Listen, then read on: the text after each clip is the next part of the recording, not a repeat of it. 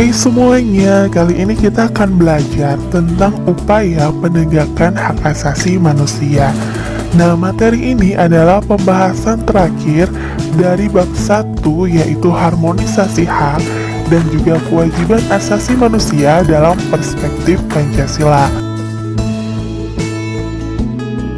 Dalam pembahasan subbab yang keempat tentang upaya penegakan hak asasi manusia, di sini ada dua pokok yang akan menjadi bahan pembahasan. Yang pertama adalah upaya pemerintah dalam penanganan hak asasi manusia. Dan yang kedua adalah upaya penanganan kasus pelanggaran hak asasi manusia. Kita akan bahas dulu yang pertama adalah upaya pemerintah dalam menegakkan hak asasi manusia. Nah, semua negara di dunia ini sepakat untuk menyatakan penghormatan terhadap nilai-nilai hak asasi manusia yang universal melalui berbagai upaya penegakan HAM. Akan tetapi, pelaksanaan hak asasi manusia dapat saja berbeda antara satu negara dengan negara lain. Nah, di sini termasuk ideologi, kebudayaan, dan nilai-nilai khas yang dimiliki suatu bangsa itu mempengaruhi sikap dan perilaku hidup berbangsa dan negara tersebut. Misalnya di Indonesia, semua perilaku hidup berbangsa diukur dari kepribadian Indonesia yang tentu saja berbeda dengan bangsa lain. Bangsa Indonesia dalam proses penegakan HAM tentu saja mengacu pada Pancasila dan Undang-Undang Dasar Negara Republik Indonesia tahun 1945 serta peraturan perundang-undangan lainnya. Pemerintah Indonesia dalam proses penegakan hak asasi manusia ini telah melakukan langkah-langkah strategis, diantaranya sebagai berikut. Yang pertama adalah pembentukan Komisi Nasional Hak Asasi Manusia atau sering disebut dengan Komnas HAM.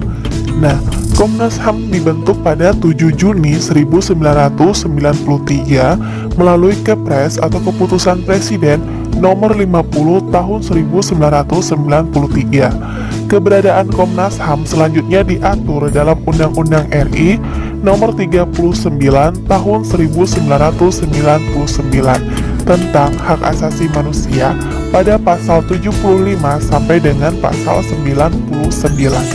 Nah, Komnas HAM ini merupakan suatu lembaga negara mandiri setingkat dengan lembaga negara lainnya yang berfungsi sebagai lembaga pengkajian, penelitian, penyuluhan, pemantauan, dan mediasi HAM. Komnas HAM beranggotakan 35 orang yang dipilih oleh DPR berdasarkan usulan Komnas HAM dan ditetapkan oleh Presiden. Masa jabatan anggota Komnas HAM selama 5 tahun dan dapat diangkat lagi hanya untuk 1 kali masa jabatan.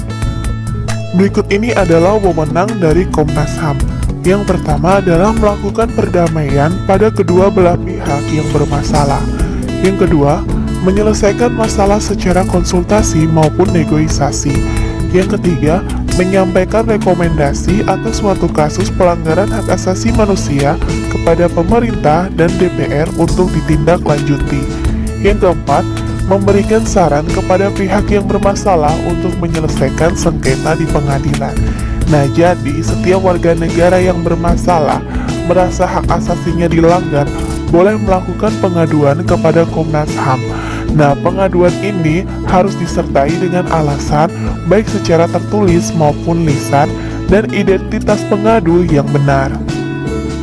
Selain Komisi Nasional Hak Asasi Manusia, di Indonesia juga terdapat komisi nasional lainnya yang berkaitan dengan HAM, yaitu contohnya Komnas Perlindungan Anak Indonesia atau disebut dengan KPAI, kemudian ada Komisi Nasional Anti Kekerasan Terhadap Perempuan atau disebut dengan Komnas Perempuan, dan ada Komite Nasional Perlindungan Konsumen dan Pelaku Usaha, serta ada Komisi Kebenaran dan Rekonsiliasi Nasional atau disebut dengan KKRN.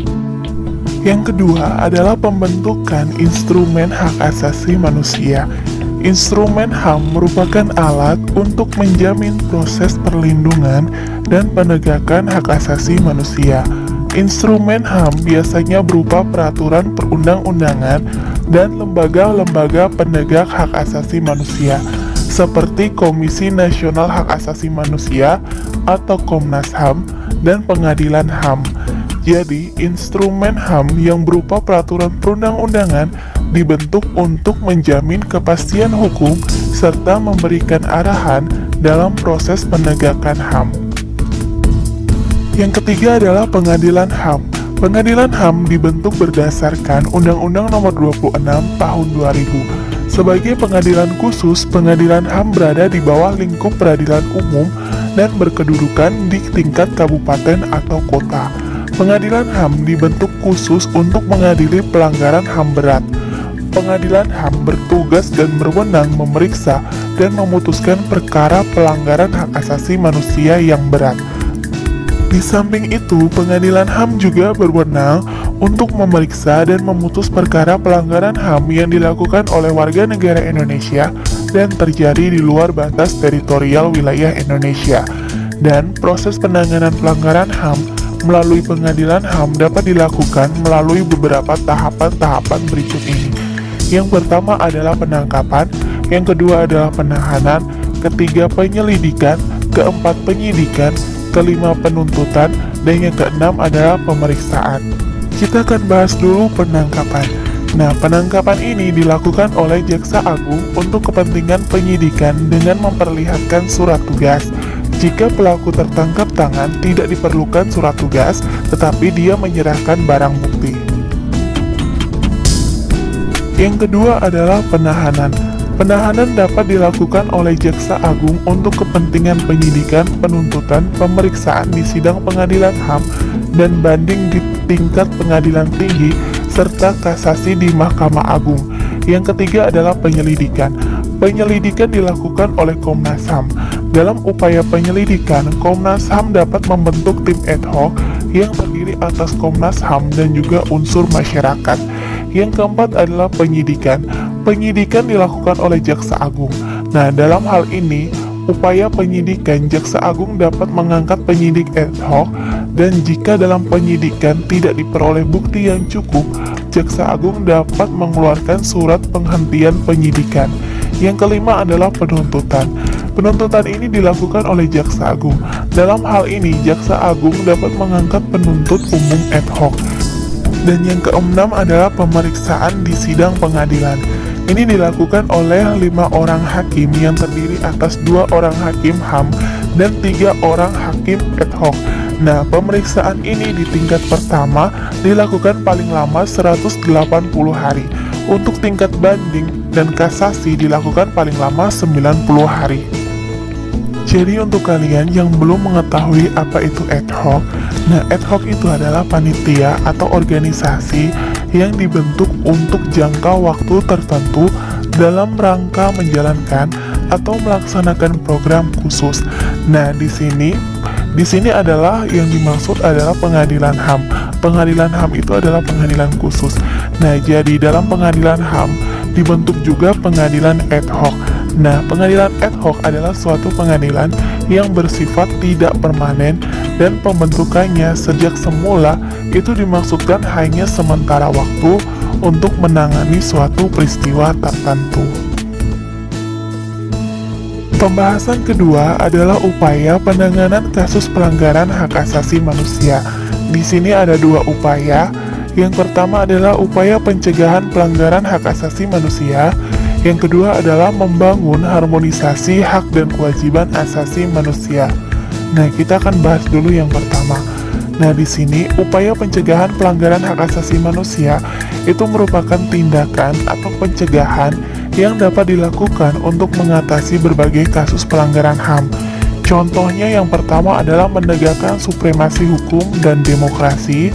Yang kedua adalah meningkatkan kualitas pelayanan publik untuk mencegah terjadinya berbagai bentuk pelanggaran HAM oleh pemerintah.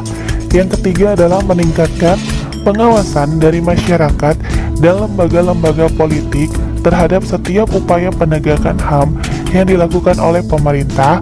Dan yang keempat adalah meningkatkan, menyebarluaskan prinsip-prinsip HAM kepada masyarakat melalui lembaga pendidikan formal maupun non-formal.